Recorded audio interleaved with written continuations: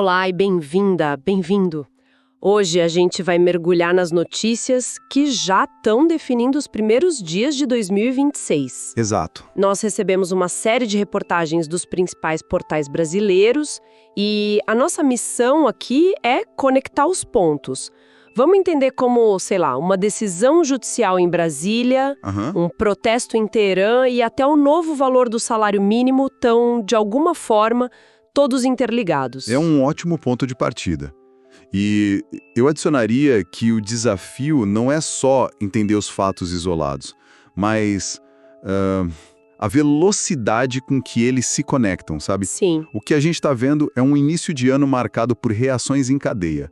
Reações a crises políticas do passado, a pressões econômicas do presente e, a tragédias inesperadas. Então vamos começar por essa reação em cadeia aqui no Brasil, porque, olha, a cena política já começou em alta voltagem. E como? As fontes mostram um vai e vem curioso envolvendo o ex-presidente Jair Bolsonaro, né?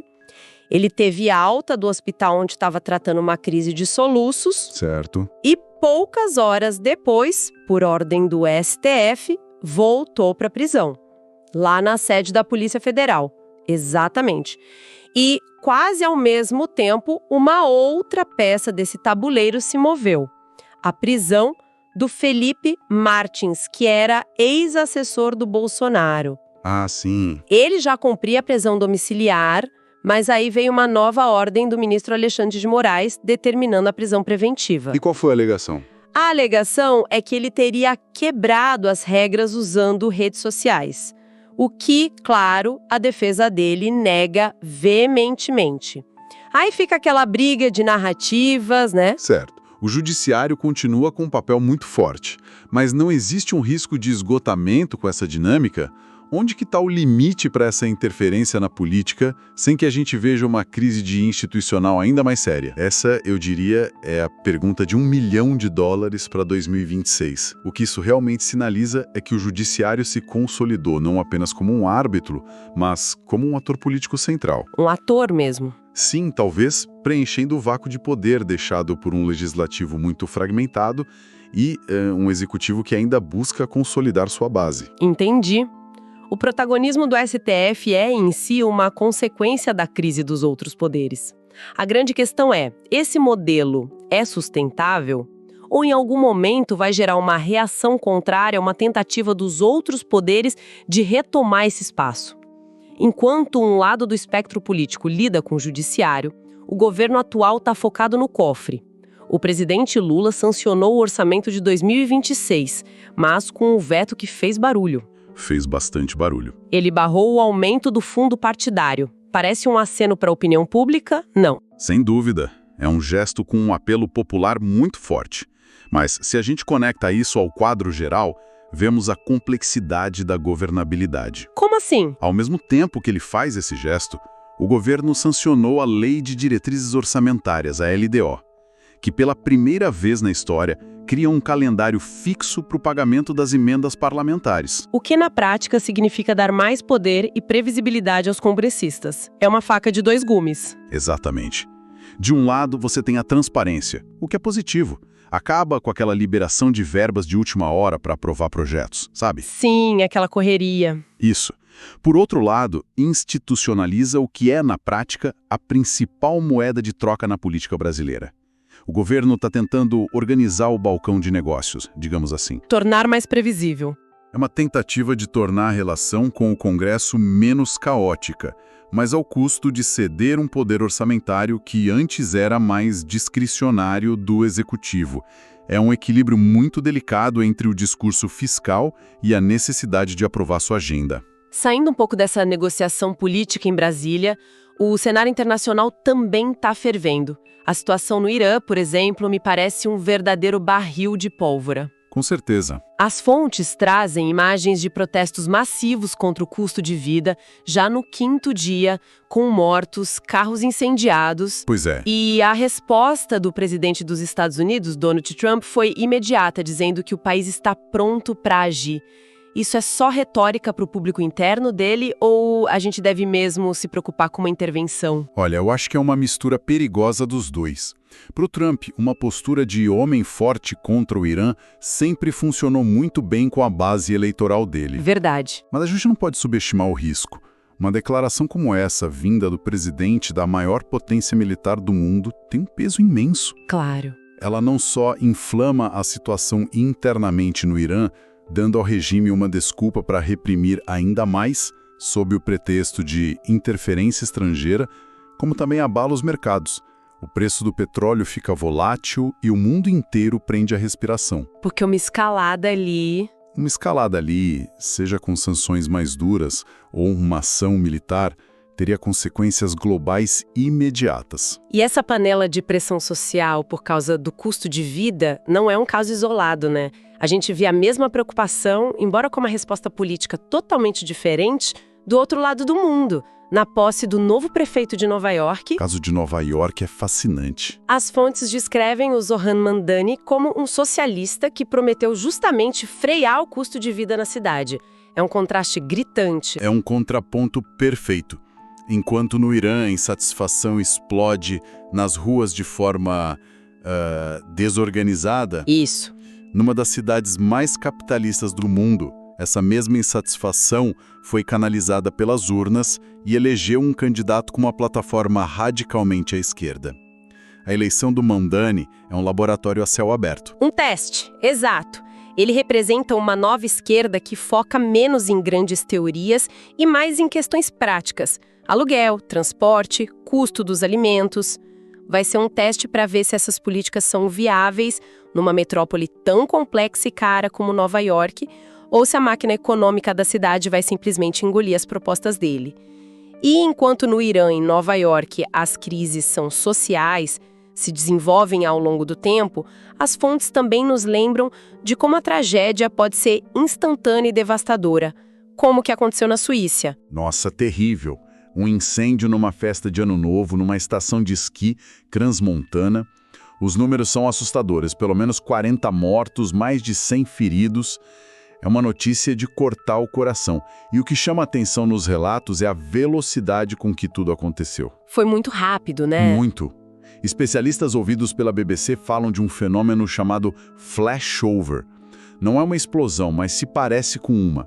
Basicamente, o ambiente fica tão quente que todos os materiais combustíveis, tudo junto. Madeira do teto, decoração, móveis, tudo entra em ignição quase ao mesmo tempo. O fogo não se espalha de um ponto para o outro.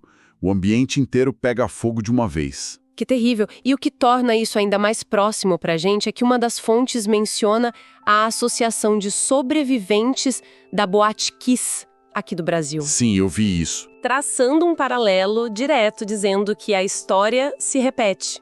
É um lembrete sombrio de que certas vulnerabilidades são, infelizmente, universais. Exatamente.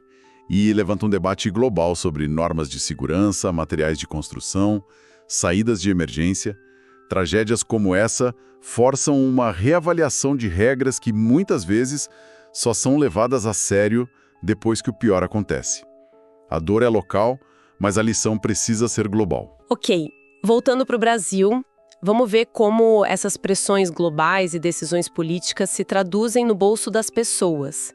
O ano novo chegou com mudanças concretas. Sim, diretas. O salário mínimo subiu para R$ 1.621 e também temos novas regras para o imposto de renda com isenção para quem ganha até 5 mil. Essas são as respostas do governo àquela mesma pressão por custo de vida que a gente viu explodir no Irã e elegeu um prefeito em Nova York. É a versão brasileira da questão. Traçando um paralelo direto, dizendo que a história se repete. É um lembrete sombrio de que certas vulnerabilidades são, infelizmente, universais. Exatamente. E levanta um debate global sobre normas de segurança, materiais de construção, saídas de emergência. Tragédias como essa forçam uma reavaliação de regras que, muitas vezes, só são levadas a sério depois que o pior acontece. A dor é local, mas a lição precisa ser global. Ok, voltando para o Brasil, vamos ver como essas pressões globais e decisões políticas se traduzem no bolso das pessoas. o ano novo chegou com mudanças concretas. Sim, diretas. O salário mínimo subiu para R$ 1.621 e também temos novas regras para o imposto de renda, com isenção para quem ganha até 5 mil. Essas são as respostas do governo àquela mesma pressão por custo de vida que a gente viu explodir no Irã e elegeu um prefeito em Nova York. É a versão brasileira da questão.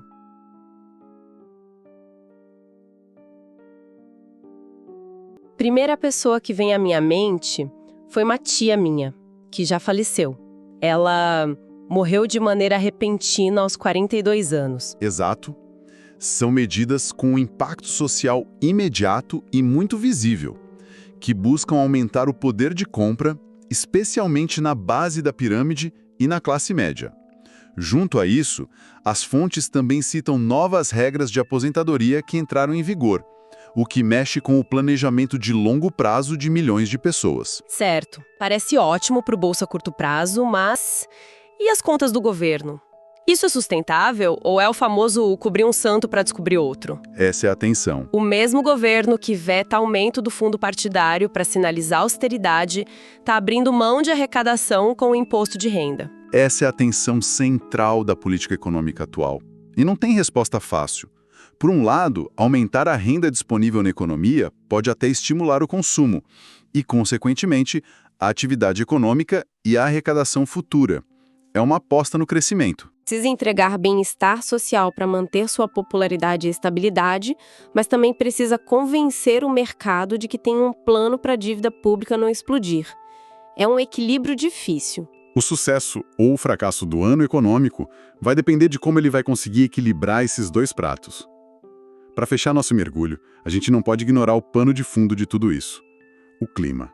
As fontes estão repletas de alertas da Defesa Civil para os primeiros dias do ano. Muitos alertas. Falamos de chuvas intensas, ventos de quase 100 km por hora em São Paulo e em outras regiões. É a natureza mostrando sua força. E ao mesmo tempo a gente vê o resultado da nossa própria ação. A notícia que mais me chocou, eu confesso, foi a da Conlurb, a companhia de limpeza do Rio. A do lixo nas praias. Essa mesma.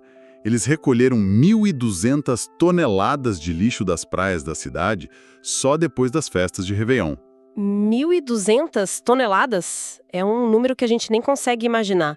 É o peso de uns 200 elefantes adultos, só em lixo de festa. É um absurdo. É um contraste gritante entre a celebração e o rastro que ela deixa. É o paradoxo perfeito.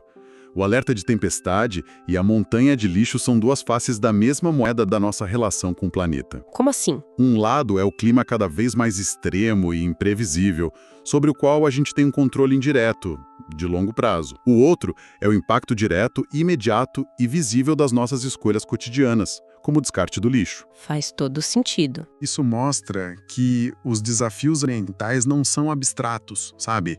Eles estão na previsão do tempo que a gente recebe no celular e na areia da praia sobre os nossos pés. Então, para a gente amarrar tudo, começamos 2026 com o desenrolar de crises políticas antigas no Brasil, enquanto o governo tenta um novo equilíbrio econômico. Lá fora, pressões sociais geram de tudo, desde protestos violentos a mudanças políticas históricas. E tragédia nos lembram da nossa fragilidade. E tudo isso acontecendo em um planeta que nos manda sinais cada vez mais urgentes. Exato. As fontes que a gente analisou hoje pintam um retrato de um mundo que inicia o ano reagindo. Reagindo a decisões judiciais, a dificuldades econômicas, a desastres. A pergunta que fica no ar e que essas notícias do dia a dia não respondem é: quando que a gente vai passar de uma cultura de reação para uma cultura de prevenção? Boa pergunta. Quais estratégias de longo prazo, que não viram manchete, poderiam nos tornar mais resilientes para a próxima crise, em vez de estarmos sempre correndo para gerenciar a atual?